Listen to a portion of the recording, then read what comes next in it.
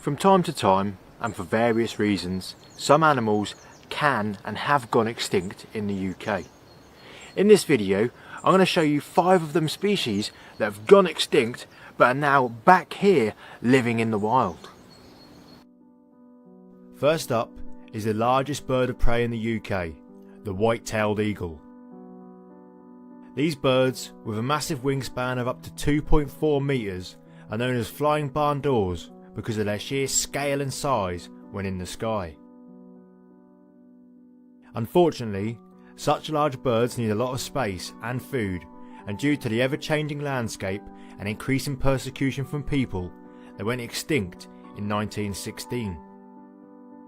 There were several attempts to reintroduce them from the 1950s and 60s, but they were finally re-established using birds from Norway in 1975.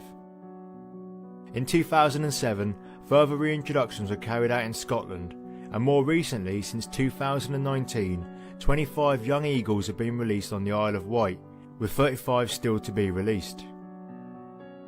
There are now more than 140 breeding pairs in the UK, and more than 100 young birds who have yet to start breeding. The next species is one that has the potential to completely change the landscape in low-lying areas of the country, the Eurasian beaver. These large rodents went extinct here in the 1600s, following years of hunting for their fur, meat and a secretion called castoreum, which they produced to mark their territories. Unlike white-tailed eagles, which were released as part of a planned reintroduction, the beaver's return to the wild is complicated and somewhat shrouded in secrecy. The first wild living beavers were spotted in 2001 on the River Tay in Scotland. There are several theories for how they got there, including that they escaped from private collections, but also that they were deliberately released. Following this, the Scottish Government in 2008 agreed for a trial release of beavers at Knapdale Forest. This lasted until 2014, and in 2016 the government finally announced that it had been a success and that the beavers could stay. Meanwhile, much further south, another suspicious beaver introduction had occurred when 3 beavers were spotted in the wild on the River Otter in Devon in 2008. Until this day, no one has publicly admitted where these came from, but once the government found out that they were breeding, there was a call for them to be removed. Thankfully, the British public stood with the beavers, and now, following years of study, there is a nationwide programme to reintroduce them. I can't find an exact figure for how many have been released so far, but I would confidently say it was into the hundreds by now. It'll be interesting to see how landowners, farmers and anglers are impacted when the beaver numbers continue to increase. Next up is a species that's almost gone extinct twice, the UK's loudest bird, the bittern. Their up and down story starts in the 19th century when, because of pressure from hunting and changes in the way that wetlands are managed, the bittern went completely extinct as a breeding bird.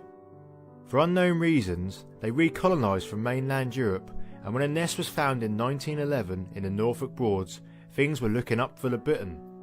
They continued to grow in numbers until 1954, when there were an estimated 80 territories spread throughout the wetlands of East Anglia.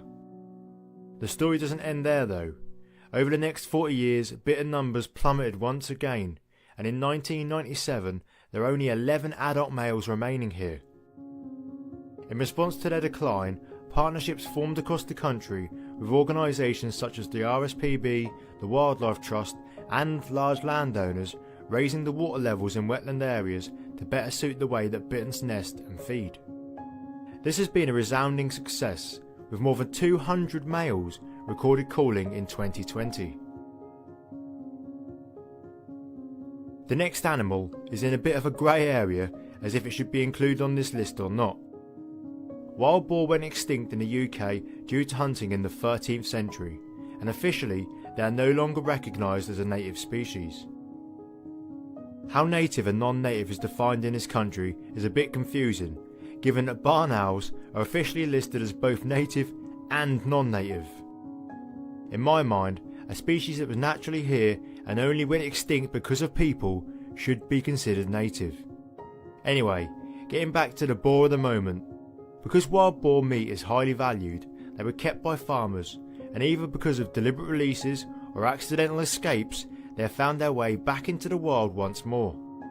There are currently an estimated 4,000 at large in various locations around the country, notably the Forest of Dean, which is home to more than 1,000 of them.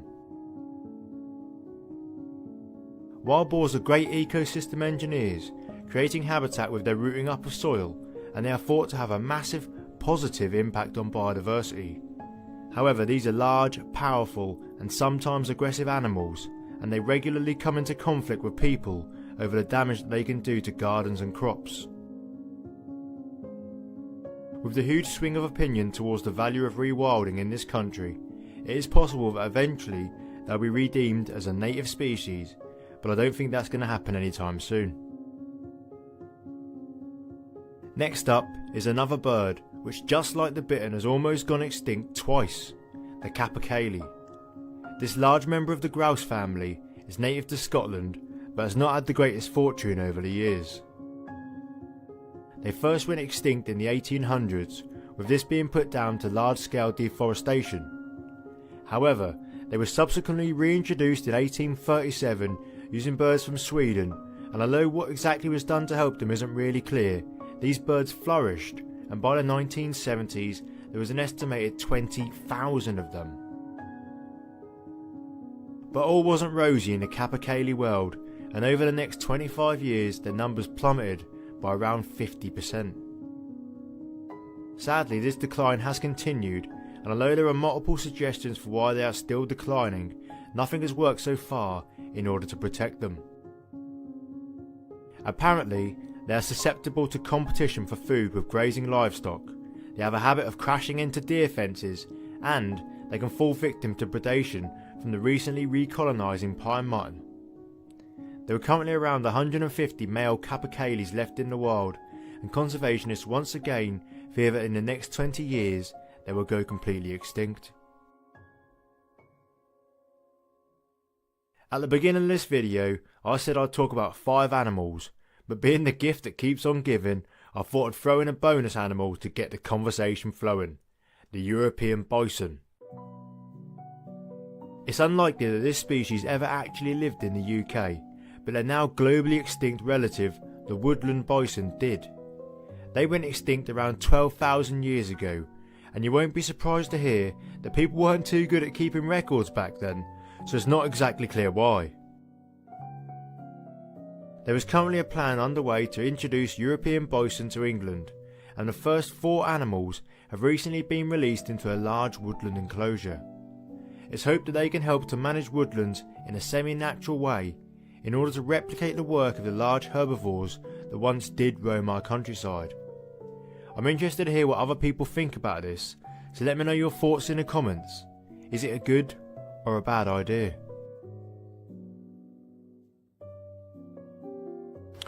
So there we go. Did you know all of those animals had gone extinct? And did you know that they were back here in the countryside? If you enjoyed this video, check out this other British wildlife video, and if you like that, subscribe for more.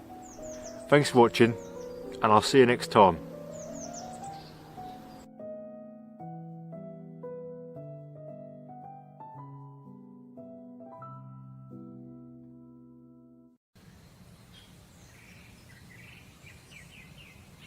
Hi, my name is Hardy Rupan, and I am the man in the wild.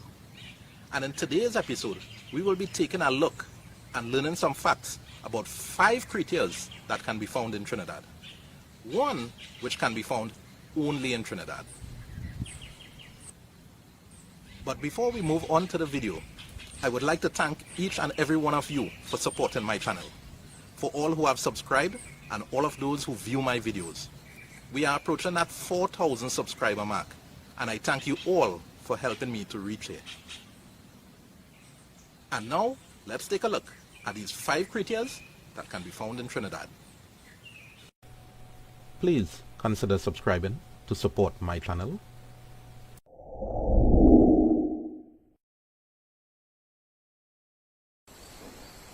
Named after the Aztec Emperor Montezuma Oropendola, this beautiful tropical bird is native to Trinidad.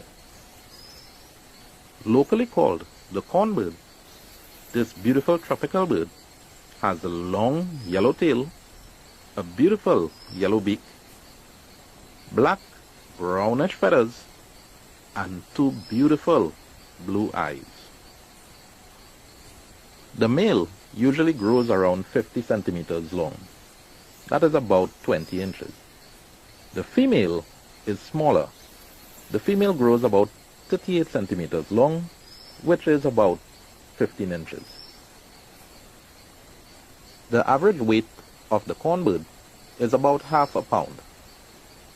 They feed mainly on fruits, pawpaws, bananas, etc.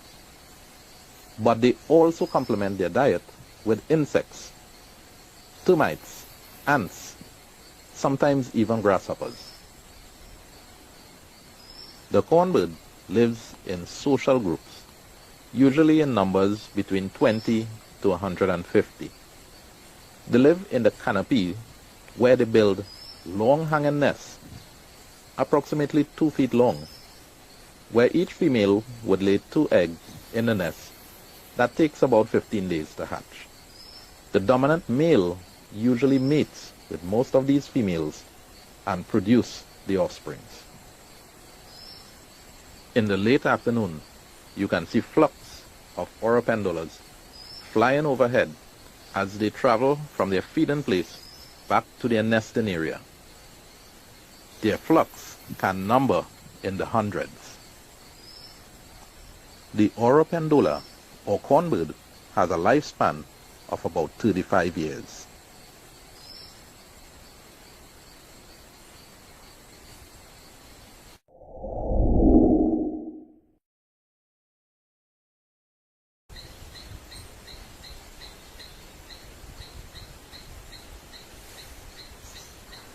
Living among these tall grasses and lily pads of this waterway is the purple gallinule.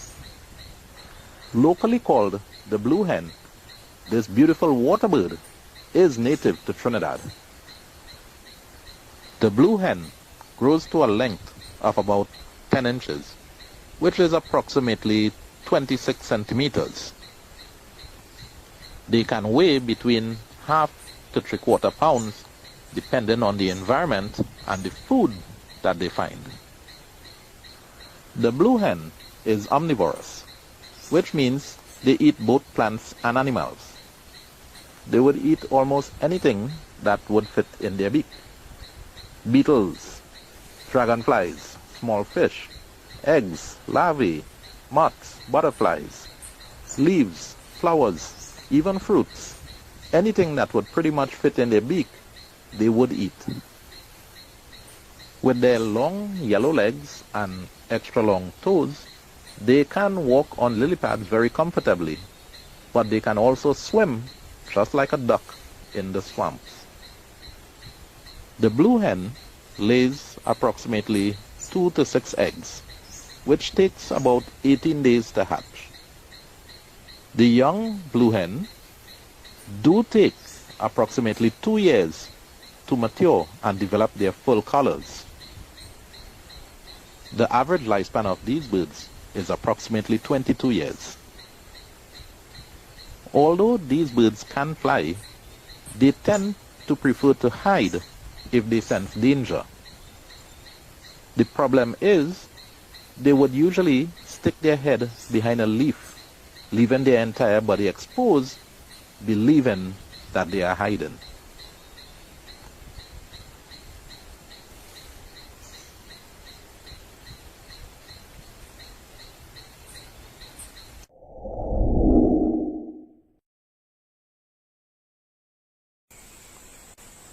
The Trinidad brown squirrel climbs a coconut tree, gnaws away at the coconut, and starts eating its insides. Trinidad is a tropical country. We have only 2 seasons, the wet season and the dry season, which means fruit trees produce fruits all year round, and squirrels are very well fed. They do not have to bury their nuts or seeds for the winter time, because in Trinidad we have no winter. Squirrels are rodents. Their front teeth continuously grow, so gnawing away at the hard coconut shell is one way to control the growth of the teeth. The gestation period for a squirrel is usually around 30 days. The babies are born blind, and the mother has to care for them for a period of about 3 months before they are ready to leave the nest. The Trinidad squirrel reproduce once a year. They usually do this in the early part of the year. Around the month of April, the babies are ready to leave their nest. The baby squirrels appear to have a greenish sheen to their fur when the sunlight hits them. This is most likely for the purpose of camouflage. Although very cute, squirrels in Trinidad are considered as pests, as they can do great damages to the coconut estates. And being a tropical country that has lots of coconut estates, there is lots of damage to be done. Even though they are considered as pests, there are many persons in Trinidad who keep them as pets. Despite being pests, squirrels are very cute, very intelligent, and very acrobatic. This makes them very interesting to watch.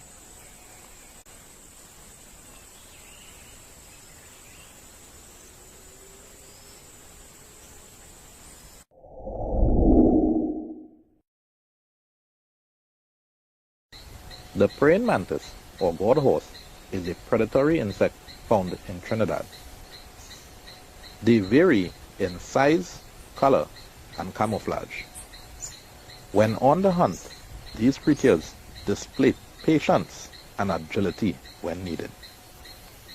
The praying mantis are not scavengers. They are hunters. They only eat live food, which means their survival depends on their hunting skills. The praying mantis would select its hunting grounds and patiently wait for prey to come within reach.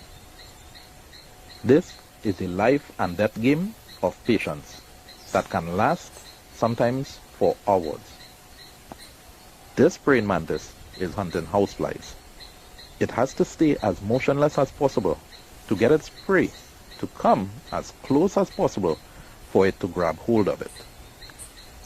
Houseflies are very swift, and this praying mantis skills has to be 100% if it is to be successful. Praying mantis has very good 3D eyesight. Their depth perception is excellent, and this aids with their hunting skills. I have been filming this praying mantis for almost an hour now, and it has not given away its position or moved from its hunting location. Determined to catch a housefly. Wow! A near miss. As I turned off my camera, believing this praying mantis would not be successful, a housefly came up to it and snatched. It caught its dinner. They usually start consuming their prey from its head, consuming every part of the insect that they caught. Unlike other insects whose head is fixed to their body, the praying mantis head has the ability to move from side to side. They can turn their head and gaze in a different direction. The praying mantis head can move at an angle of 180 degrees.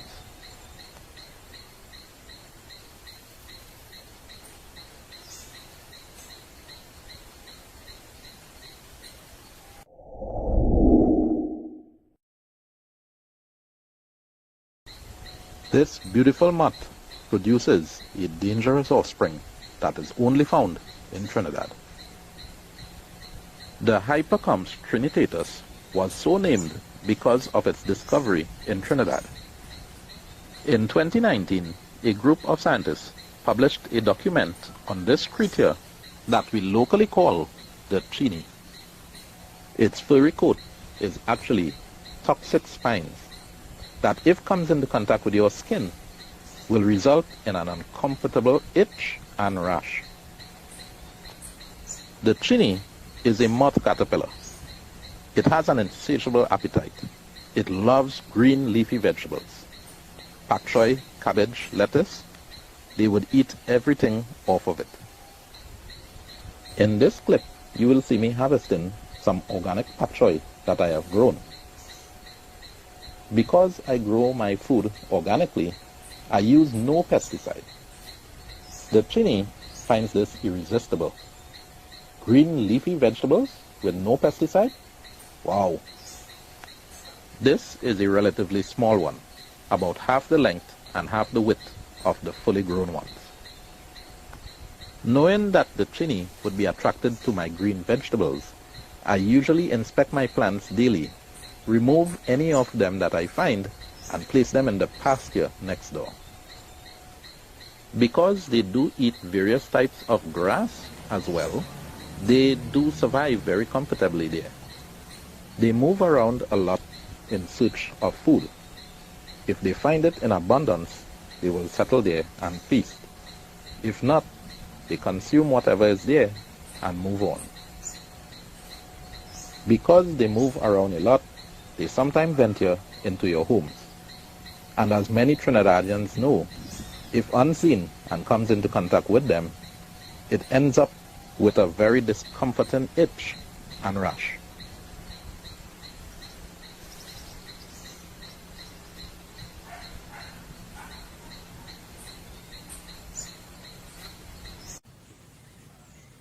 And there we have it. 5 videos of creatures that can be found in Trinidad. I would like to thank you again for supporting my channel. If you would like to support my channel and you have not yet subscribed, please click the subscribe button down below. If you would like to see more videos like this, click the like button and leave a comment. I'll see you on the next adventure.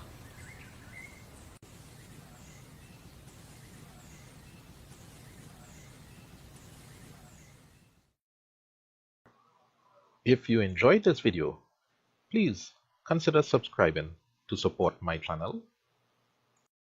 Hey you guys, Tiffany here. there and welcome to Our Organic Life. I thought it'd be really fun to take a quick bit to come to you guys and make a video and introduce you guys to all of our farm animals.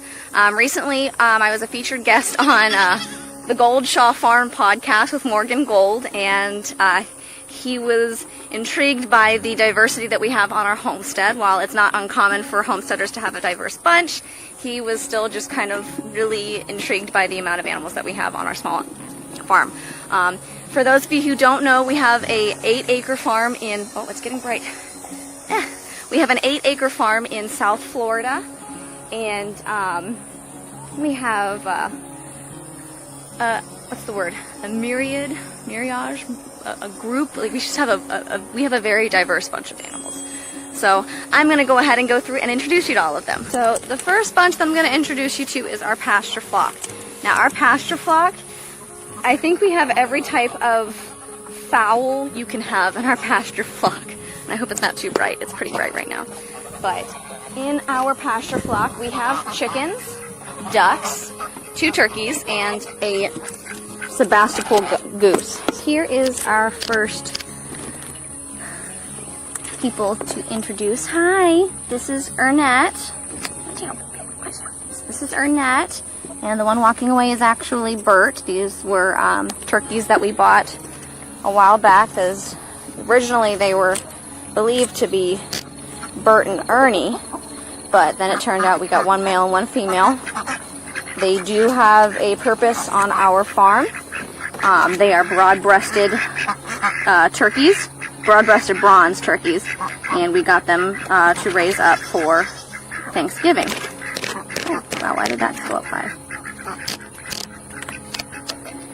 So, but that is what they are here for. They're doing great. We're letting them live out their lives here with the other ducks and chickens.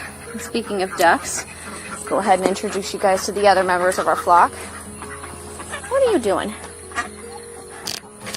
What is she doing in there? So, this is our crazy kooky flock. So we've got over here, they don't have names yet because we're still waiting to determine who all is male and female. We think we might have 2 or 3 roosters in the bunch, but these are our Splash Americanas, and they are going to eventually replace our regular Americanas. You see the brown ladies here? They are our regular Americanas, but this is our one that we know is a rooster, and we're thinking he's going to be the one, Big Daddy, Big Boss Daddy. We got to come up with a name for him. Hi, babies, I know. These are that's one of our regular Americanas right here.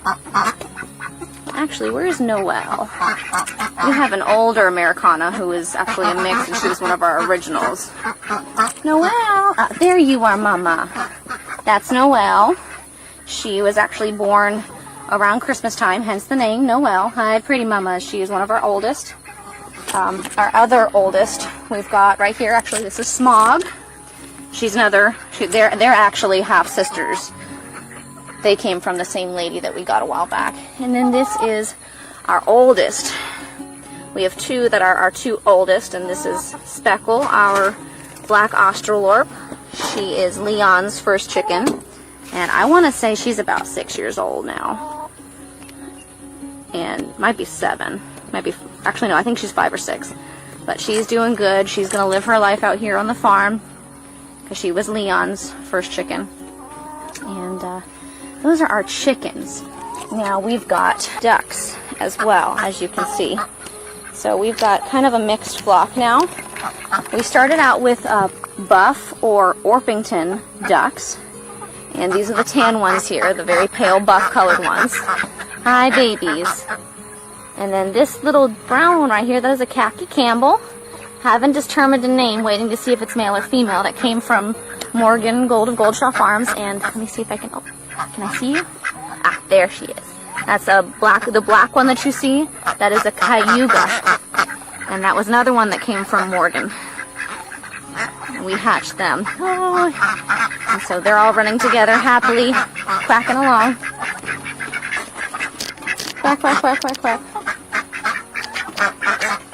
Can I get close? Hi, babies. So, let me see. There you go. You can see her now. She's starting to get some of the green on her feathers. So, but I'm thinking of names for them. Shoot, shoot, shoot, run away. And then, where is she? Where is Magnolia? There's my baby girl. Here, come on, let's get you out in the grass where we can see you nice and clear. So this is Magnolia. Whoops! Hold on, so graceful. You're not a ballerina, that's for sure. Magnolia! So this is Magnolia. She is our Sebastopol goose. Baby! Magnolia! There's a pretty girl. Oh, hi. Hi. She is still coming into her adult feathers, but look at how pretty she is. Aren't you, Magnolia? Yes. Ah, baby. That's a pretty girl. So that is Magnolia. And then we'll move on to the goats. So this is Mocha, the big one, and this little gray doeling right here, this is her daughter, Sophie, which you guys are familiar with because we've had a big, huge naming of them. You guys picked and voted on names. So this is Sophie, and then of course Mocha. They're doing great. And then this little one right here laying down, looking like he's ready for snooze time. This is Walnut. Walnut. Let me get them chin scratches. Yes. That's Walnut. And Sophie, you can't eat my shirt. You can't eat my shirt. Hi, babies. Hi, little babies. Yes, you guys are so cute. Stop eating my shirt. And then the other one, over here, this is Waffle. Waffle. Hi, Waffle. You're laying in the food trough. Do you belong in the food trough? I don't think you do, but you're very cute. That's Waffle. And that, Maple. It's a lovely view of you. This is Walnut and Waffle's mama, Maple. Hi, baby girl. She's getting her grays on. Yes, hi, I'm talking about you. Hi, pretty mama. Yes. This is Maple. And we'll go introduce you to the other two goats that we have. Now, the herd that we have right now is a mix. Majority of the herd is made up of Nigerian dwarfs. And then Mocha, the gray doe, she is a myotonic fainting goat. You know the funny fainting goats that you see online? That's what she is. Eventually, we actually are going to be transitioning away from the Nigerian dwarfs to a myotonic fainting herd as breeders, raising for pets and potentially food. Because the Nigerian dwarfs, that's really all they are. They're just pets. We aren't using them for milk or anything like that. So eventually they're going to be moving to a new pasture, and we'll be bringing in new myotonic fainting goats. But here are our other two goats. Pepper, Saffron, you guys want some food? Okay, let's pick some grass for them. They'll come right up for some grass. Hi, babies. Hey. So this is, whoops, here you go. This is Saffron right here. He is a apricot colored Nigerian dwarf buck. He's about a year old, but he's getting the job done. And then the black one is Pepper. And she's currently in there working on getting bred by him. She's probably already bred. But they're hanging out, being pasture mates, or pen mates right now. They are waiting for us to get our fence up where they can be out on pasture and grazing, which is going to be really much better for them. They'll be happier out there. But that's going to be fun to get together with my garden, because we got to keep them out of the garden. Oh.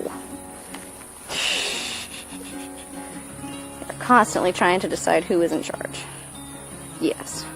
So we do have another flock of chickens, but they are a specialty breeding flock, and that is bearded silkies. So we have a small flock of bearded silkies that we have in this coop. Oh, hi, Mama. Actually, we got some sitting in here right now.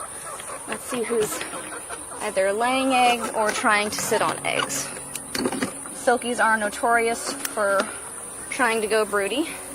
Mamas! What are you guys doing? Oh, actually, perfect timing.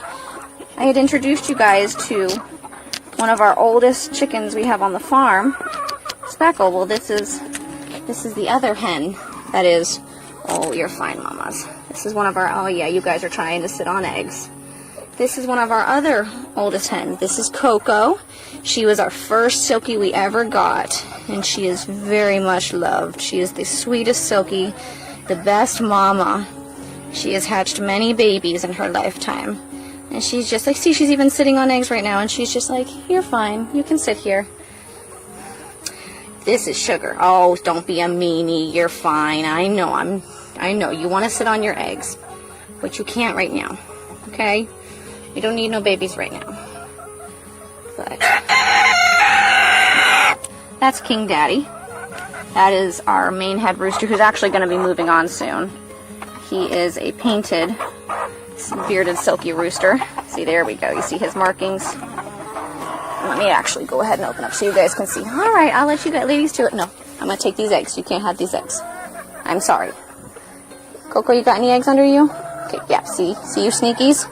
I see your eggs. Look at this. Hiding all these eggs. So let's go in here. And it looks like you guys still got food left.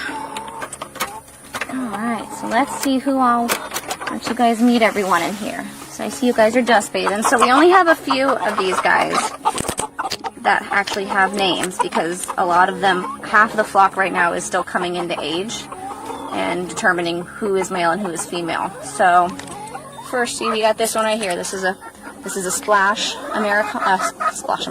This is a Splash bearded Silkie, but that is a rooster. See how long the neck is?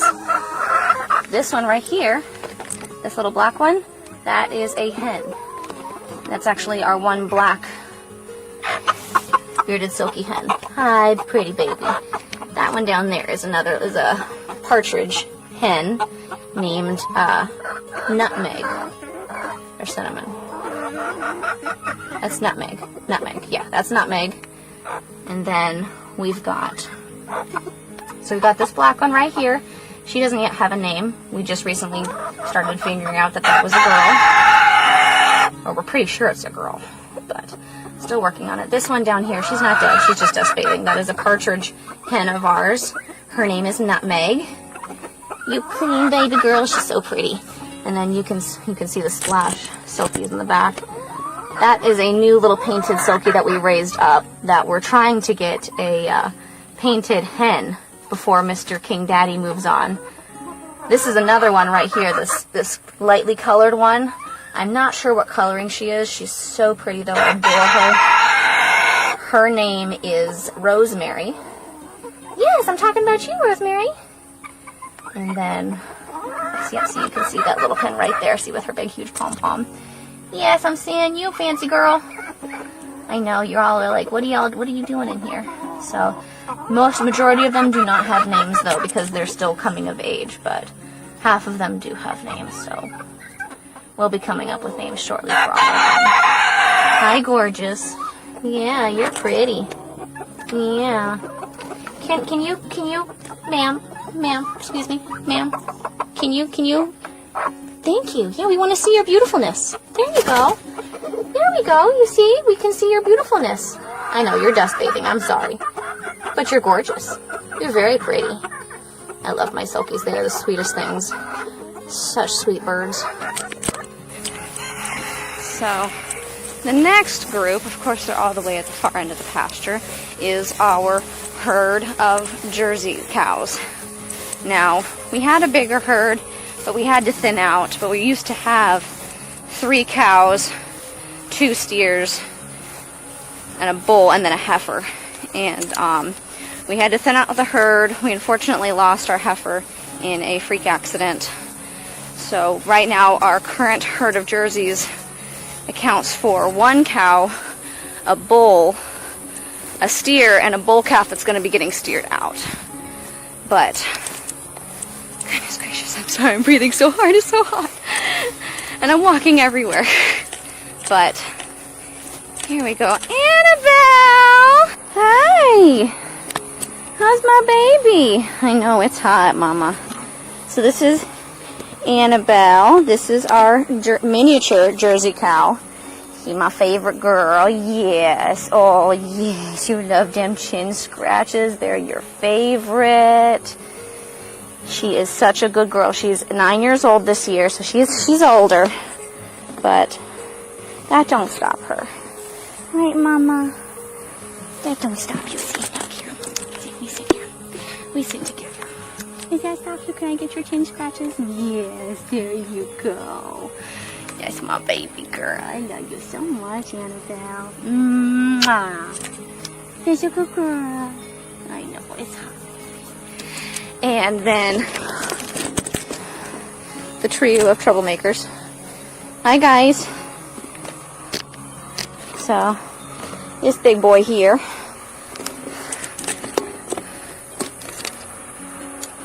Hi, Axel. So this is our Jersey bull, Axel. We treat him with respect. He is a bull and a Jersey at that. So he does the job, and he has been pretty gentle. So we just kind of mind him and respect him, give him his space. He's laying down, so that's the only reason why I'm kind of here. Hi, buddy. Yes, I know.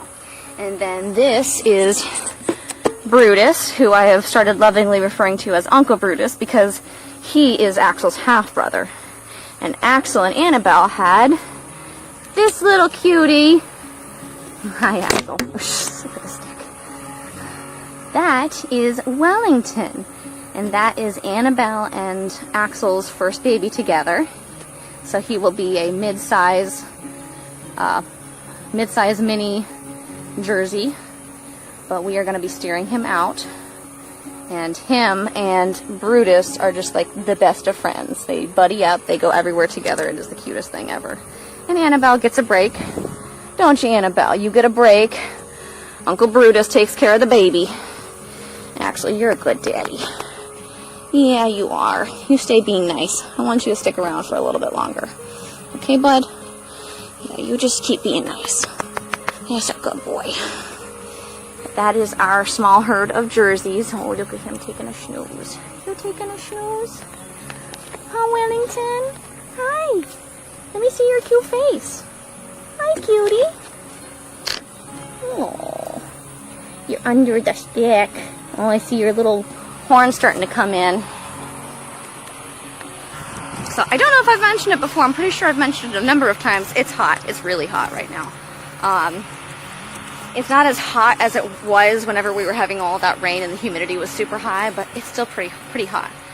But the last species of animal we have on our farm is horses. And we've got 5 horses, I believe. 5? Yes, we have 5 horses on our farm. Is that bad that I couldn't keep count? So one of them is currently having a visit with a friend. He did some work over the weekend, so he's still with her. But here's our first one. It's hot, so she's a little sweaty. You could go stand in the shade. You have shade. This is Sky. Hi, gorgeous girl. It's me. You're all hot. Look at you. Wow, I literally was just... I was literally just scratching her a little bit ago, and you weren't this sweaty. Why don't you go stand in the shade, baby? You got shade. Mwah. You have shade. Why don't you go stand in the shade? You feel a little frisky? Yes. What you doing? What? It's me. Mwah. I got your kisses. What? That's a good girl, Sky. So that's Sky. Let me see if she's going to follow me. Oh, there she goes. Now she's following me. This is what she does. Sky is, I want to say she's 14 years old. We actually just got her at the beginning of this year. Or the end of, I think it was the beginning of this year. She is a cow horse. And so she's got a very unique mentality to her compared to the rest of our horses. But this is what she does. She determines who her human is for that time, and she'll follow you around because that's her job. She's trained. She is an excellently trained cow horse. So this is what she does. She determines this is the human, and I'm going to follow the human. Hi, pretty girl.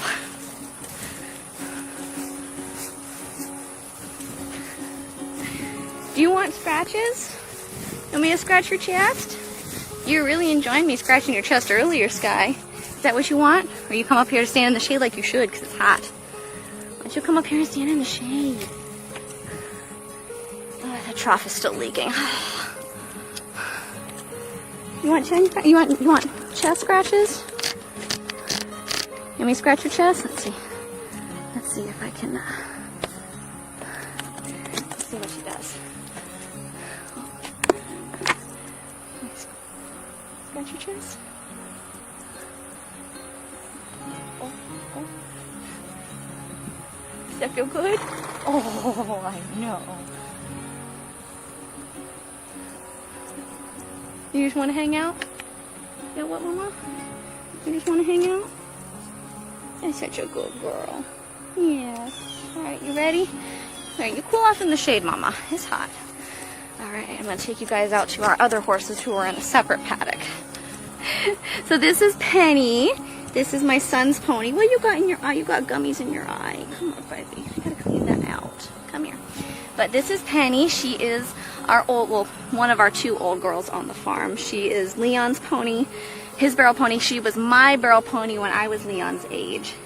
And she is 34 years old this year. Aren't you, old girl? Yes, that's my sweet baby. I love you so much. Yes.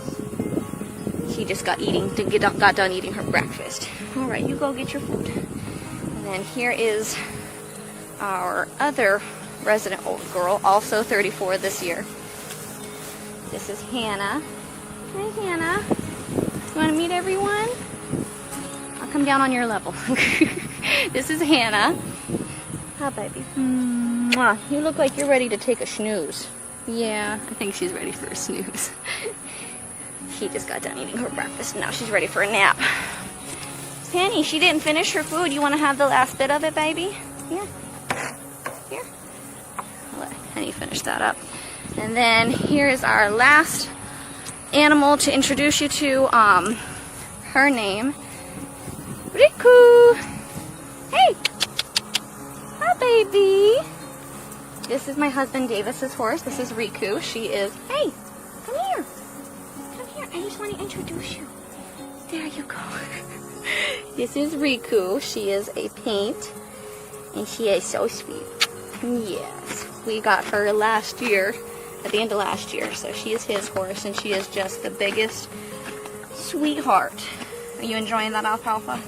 Yeah, we currently got them on a big old block of alfalfa.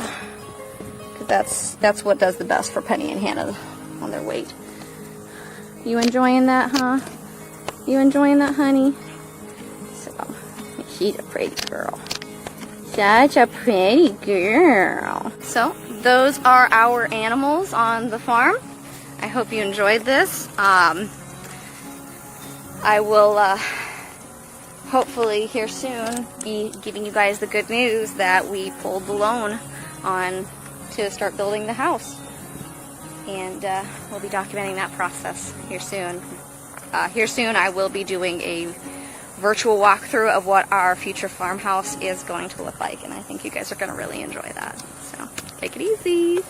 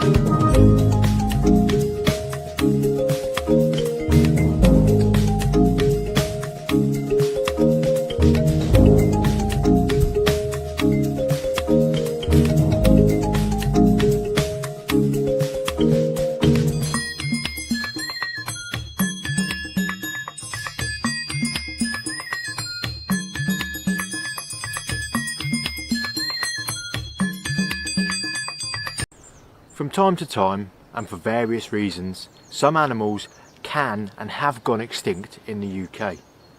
In this video, I'm going to show you 5 of them species that have gone extinct but are now back here living in the wild. First up is the largest bird of prey in the UK, the white-tailed eagle. These birds, with a massive wingspan of up to 2.4 metres, are known as flying barn doors because of their sheer scale and size when in the sky.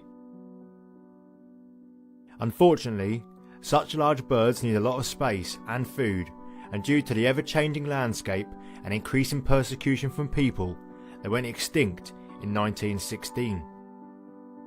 There were several attempts to reintroduce them from the 1950s and 60s, but they were finally re-established using birds from Norway in 1975.